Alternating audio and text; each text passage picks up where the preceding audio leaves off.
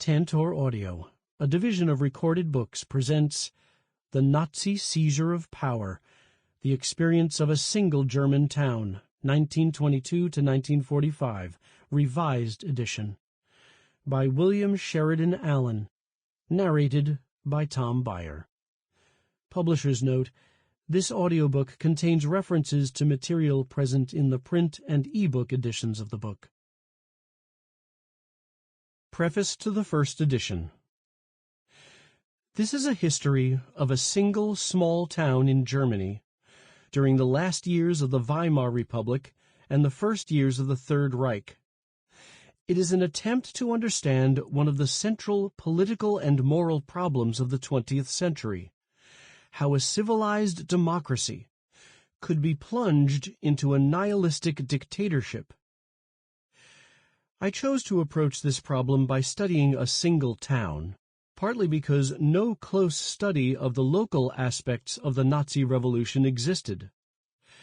A book has been written on the state of Brunswick's Nazi conservative coalition, and another on the Nazification of the Schleswig-Holstein provinces, both halting before the actual seizure of power. But before I undertook this present study, there was nothing written to cover the entire period of the Nazi Revolution or that focused on a limited locality. Yet Nazi measures on the local level were a key to the establishment of the Third Reich in Germany. Before Hitler came to power, he gained great support through the virtuosity and adaptability of his local party organizations. The actual seizure of power in the spring of 1933 occurred largely from below, though it was facilitated and made possible by Hitler's position as Chancellor of Germany. The Führer reached the pinnacle of power because his followers were successful at the lowest level, at the base. A single unit can never adequately reflect the whole. The subject of this book was not, in many ways, an average German town. It was heavily middle class. It was more closely tied to the countryside and less to industry than most German towns. It was overwhelmingly Lutheran. It turned to Nazism earlier and more strongly than most of the rest of Germany. Yet it does show representative characteristics in the activism of the Nazi Party, in the sociological strengths and weaknesses of the Social Democrats, in the attitudes of the nationalistic middle class, in voting trends, in the growth of political activity and partisan violence, and perhaps in other ways that will become apparent only when other towns are studied in similar detail. In this sense, it is not a true microcosm, though it can be instructive of broader trends. I offer it as at least one concrete example of what the Nazi Revolution meant in all its varied aspects in one confined area. If a microcosm has the drawback of being non-representative, it has the advantage of permitting a close and detailed study. The smaller number of actors makes it possible for the historian to come near to knowing them all. Variables are limited, and there is a comprehensible and relatively constant background. Immediacy and reality are enhanced. One can fit actions into the pattern of daily life and thus determine why individuals acted as they did, why Germans made the kind of choices that let Hitler into power.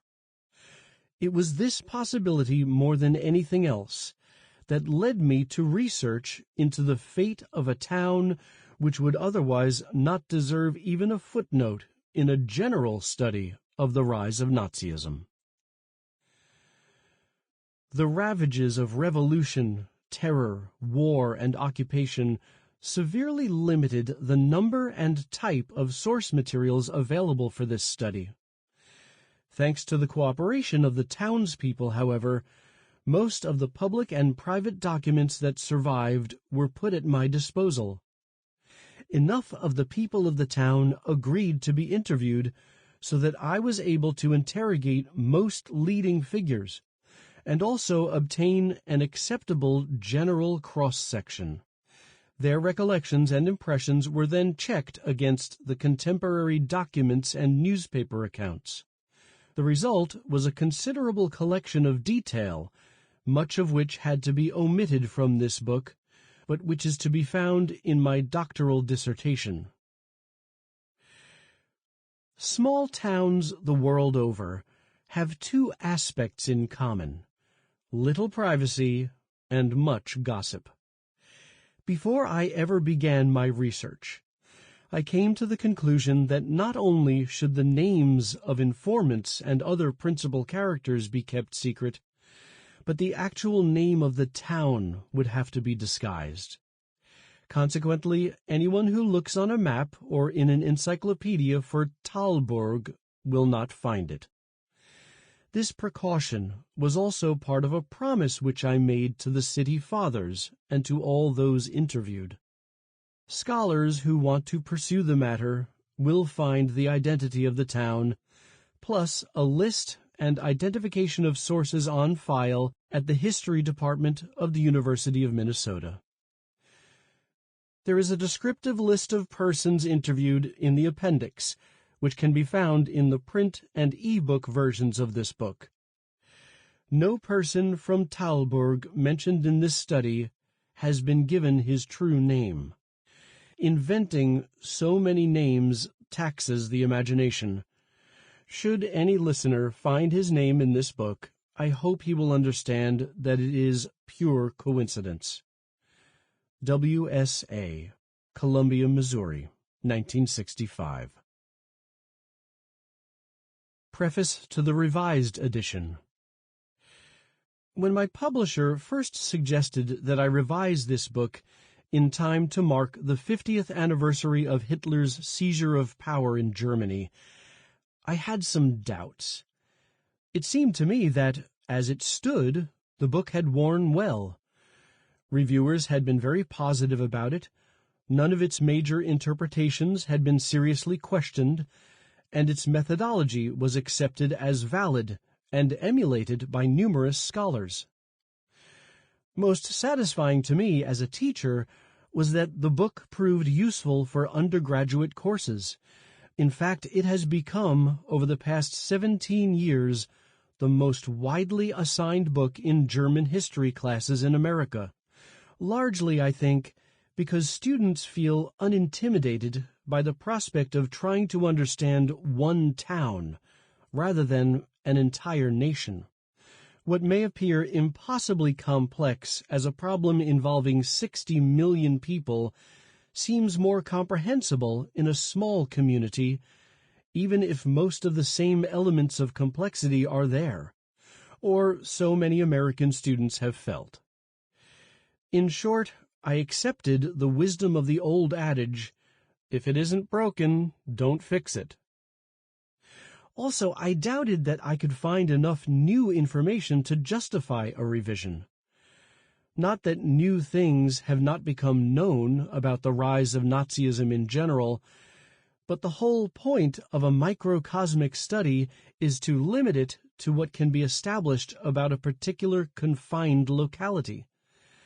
And so, while it is valid to use the insights developed from other studies, it would not be proper to borrow their information. Much comparable data has come from other local studies since 1965, so that it might be instructive to discuss the various findings from different German towns. But we all seem to have reached the same major conclusions. An exhaustive analysis of the fine shadings produced by microcosmic research on Nazism would make a good review article for a scholarly journal, but probably not an interesting book for the general listener. The publication in 1971 of an extremely instructive regional study of the Nazi organization directly above that which I had analyzed made me want to meld its findings with mine. But to do this adequately, I would have needed new information at my level to match its data.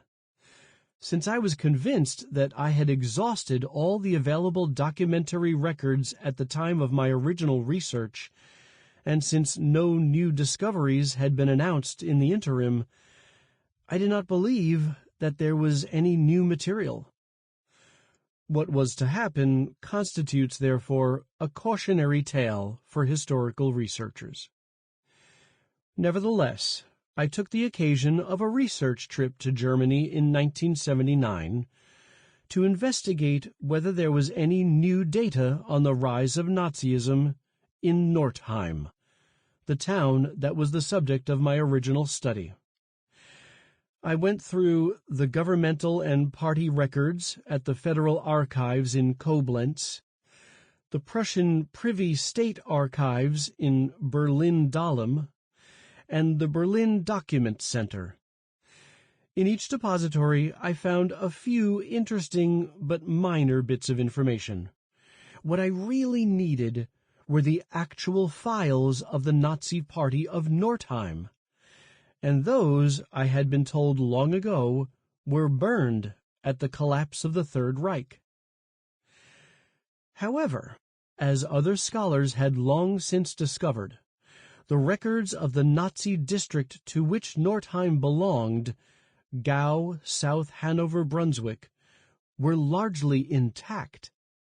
In the Nazi Party's organizational structure, Germany was divided into some 35 districts, each called a Gau. Each Gauleiter, or Nazi district leader, was responsible for the local groups within his region, and thus I hoped to find correspondence between local group Northeim and the Gauleitung of South Hanover, Brunswick. If there were any such letters, they would be in the State Archives of Lower Saxony in Hanover. In Hanover, the archivist rapidly detailed the files where I might find letters between Northeim and its Gauleitung, and then said he also had some other documents from Northeim that might interest me. They had never been catalogued, had never even been assigned archival numbers, had never been seen by other researchers, and would fill about 8 large wash baskets. This new material turned out to be carbon copies of the correspondence of the Nazi Party of Local Group Northeim, 1929 to 1938. There were also other items reaching into the early 1940s, including about 1,000 evaluations of the political reliability of individual persons from Northeim, with an archivist's penciled notation on the cover, "Not very interesting." All this had been transferred to the Gau archives during World War II, had been more or less buried as being inconsequential, and had thus escaped the fate of the originals of Northeim's Nazi records at the end of the war. Clearly, this was the material that would not only justify, but would require a revision of the Nazi Seizure of Power. Analysis of these documents showed that most of them confirmed rather than contradicted my original conclusions. But they also supplied extensive additional data on the inner workings of the Nazi Party in the town, on its financing and propaganda techniques, on the control methods it used to exercise power over the townspeople during the Third Reich, on the extent of the assistance and direction given to the local Nazis by the party's regional and national offices. There was enough material on the early history of Nazism in Northeim, 1922 to 1929, and on the period 1935 to 1945, so that I could add several new sections to the book, and could also extend its parameters to cover the town's whole experience of Nazism, from the beginning to the end. Some of this material has already enabled me to contribute to the debate over theories about the nature of Hitler's regime. Other data is valuable mainly for the specific details it provides about the day-to-day doings of the Nazis. It should help students understand that the rise of the Nazis to power, with all that that implies and led to, was not some mysterious plague that could creep up again with little warning. Analyzed in detail, the Nazi victory is quite explicable as a consequence of clever but comprehensible techniques, under conditions that were terribly conducive to their success, but which are also avoidable. Knowing how it happened once can arm us all against letting something similar happen again, which was what led me to write this book in the first place. Listeners familiar with the first edition will find one other major difference in this revision. In the first edition, I tried to protect the privacy of the townspeople by referring to their city pseudonymously as Talburg. Reviewers in America and England, who undoubtedly identified the actual town easily enough as any specialist in German history could, respected my attempt. But the West German magazine Der Spiegel exposed the secret shortly after the German translation appeared, and for good measure also identified most of the individuals mentioned in my book. So there is no longer any reason not to use the name of Northeim, and since many of the persons mentioned in the first edition have since died, I have used their real names too. Others to whom I promised anonymity, and who were not listed in the Spiegel article, will continue to be identified by pseudonyms. Additionally, I have integrated my original sources with full identification into the footnotes which can be found in the print and ebook versions of this book for the use of future researchers. W.S.A., Buffalo, New York, 1983. Part 1. The Death of Democracy, 1922 to January 1933. 1. The setting. Drink and eat. Forget not God. Protect your honor. No one will ask more of you than that. Medieval inscription on the Northeim house. If you open an atlas to the map of Central Europe and put your thumb down on the center of pre-war Germany, the chances are good that you will land on Northeim, a town in the former Kingdom of Hanover. In the days of the Weimar Republic, it was still a small town, with a population of about 10,000. There were close to 1,000 towns of this size in Germany then. About 1 of every 7 Germans lived in them. In 1930, Northeim was the kind of town that English tourists were fond of discovering. Provincial and off the beaten track, semi-medieval, set in quiet and pleasant surroundings. It nestled against one of the many low wooded foothills that frame the valley of the Leine River. Since the valley was only a few miles wide and very flat, a person standing in the slanting fields above Northeim could see across to the hills on the other side.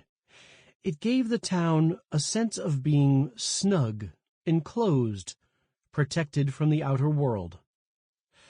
The placid Leine River was joined at Northeim by a smaller river, the Rhuma, which had carved out a narrow valley immediately north of the town. The confluence of the rivers and their valleys created the town, for from the days of the Hanseatic traders this place had been a minor east-west north-south junction point. From the hills above the town in 1930, you could see the main railroad line stretching up and down the Leine River Valley toward Munich or Hamburg, just touching against the perimeter of Northeim, and the spur line swinging around the city walls to follow the Ruma Valley toward Berlin. There actually were walls around part of the town. They enclosed the medieval inner core of Northeim. Here, within an oval about 600 yards long, was a neat but imprecise jumble of half-timbered houses with steep red-tiled roofs along winding cobblestone streets.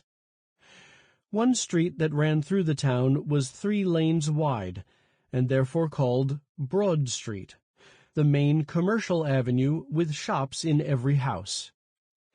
In the middle of the town was a large square, used for the weekly produce market and also suitable for open-air mass meetings.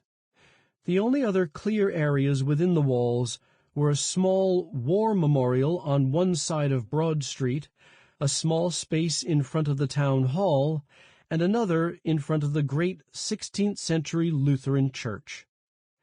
The rest of the inner town was filled with narrow streets, with houses built to the very edges, jammed side by side, the front of each decorated with timbered beams of various geometric patterns, the upper stories marked by irregular small-paned windows, the whole surmounted by steep roofs in a skyline diversified by angular gables and chimneys. There were over 500 houses in the old part of Northeim. Almost half of the townspeople lived there. Outside the medieval oval were various residential areas, built mainly in the period from 1870 to 1914. The most desirable district was on the hillside above the old town. There one found large one-family dwellings, schools, broad asphalt streets, spacious lawns, shade trees, and shrubbery. From these houses there was a good view of town and valley, and the summer breezes kept this area cooler than the rest of Northeim. Here dwelt the town's upper class. On the other side of the medieval section, across the spur line of the railroad, was the Ruma Canal, dug in the Middle Ages to power a grain mill. This narrow strip of water created an island closed off by the Ruma River. There were apartment houses, small dwellings, and a large circus grounds on it. At one corner of the circus grounds was a large meeting hall, called the 1910er-Zelt, suitable for dances, festivals, and mass meetings. A bridge, called the Long Bridge, spanned the Ruma River. On the other side lay a former army compound, backed up against foothills. In 1930, the compound housed a variety of state houses, including the employment office, a factory, emergency low-rent dwellings, and a youth hostel. On the side of the town toward the Leine River were nondescript residential dwellings, a few industrial plants, and a sugar beet refinery whose ugly smokestacks spoiled the skyline, and the railroad station with extensive yards and maintenance buildings. Thus, around the old inner city were 3 areas where the town had expanded, up the hill and toward each of the 2 rivers, 1 district for the rich and 2 for the lower classes. But the center and essence of Northeim remained the old medieval city surrounded by the slowly crumbling walls. The history of the town, like its physical setting, showed an interplay between isolation and involvement. Northeim was founded in the time of Charlemagne, but from then to the 13th century it was little more than a blockhouse, a monastery, and an appended village. In those early days, Northeim enjoyed some moments of national eminence, for one of its counts was a military leader strong enough to do battle with the Holy Roman Emperor himself, though with disastrous results to his own family's fortunes. The future of the town lay in more prosaic areas of endeavor. Beginning in the 12th century, merchants settled before the monastery walls, and it was under their leadership that Northeim was granted a city charter by the Guelph dukes in 1252. In subsequent years, the town grew rapidly. A town wall was built with battlements, towers, and moat. Immigration swelled the population. The Ruma Canal was dug, and Northeim joined the Hanseatic League. By the 15th century, the town was almost completely independent of the Guelph dukes, and even coined its own money. This was the period of Northeim's flowering. An ancient engraving shows it to be one of the richer and larger cities of that era. The period of medieval splendor and independence for Northeim came to an end with the 30 Years' War. The town had become Lutheran during the Reformation, and when it was ordered to open its gates to the Catholic army under Tilly, the city council refused. A bitter 2-year siege followed. Within Northeim, there was an intense factional fight.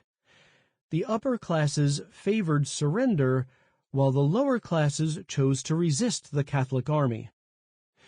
In 1627, the Peace Party turned the town over to General Tilly, who punished Northeim severely for its former resistance.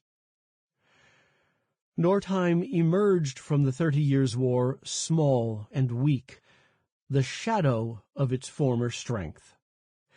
It had been occupied by both sides, beleaguered, plundered, and burned. In 1648, over 300 houses were empty, and only about 700 inhabitants were left in the town. The Duke had revoked its rights, stripped away all vestiges of independence, and placed a permanent garrison in the town to intimidate the burghers. Recovery came very slowly. It was not until the time of the French Revolution that Northeim regained the number of inhabitants it had had in the 14th century, about 2,500. Though the merchants still predominated, economically and politically, the town had become only a local market center, exchanging handicraft products for agricultural ones. It was not until 1817 that the first house was built outside the city walls. The main line railroad was built through Northeim in 1857, and 10 years later, the east-west line through the mountains turned the town into an important traffic point. Now government offices began to find it a convenient location. The former Kingdom of Hanover was incorporated into Prussia, bringing new uniforms to the garrison troops and laying the basis for more rapid development. By the 1870s, the town had acquired a variety of technical academies and college preparatory schools. In 1886, it was named a county capital. Railroad maintenance shops were built, and several small factories were founded. The town acquired a working class who brought with them the new doctrines of Karl Marx. Owing to the influx of teachers, artisans, government officials, and railroad personnel, a Catholic church could be opened in Northeim. Those thin iron rails had brought the outer world with them. The last vestige of medieval ways ended in 1900, when a sewage system was introduced. Prior to that, Northeim had cleaned its streets by opening the upper moat every Saturday. The waters would flow down the slight incline, coursing over the cobblestones toward the Ruma Canal, and housewives or maids would follow with their brush brooms. The new sewage system was expensive, But the Germany of Kaiser Wilhelm II was prosperous and required symbols of prosperity. In Northeim, a fountain was built on the market square with a copper statue of the ancient. Sample complete. Ready to continue?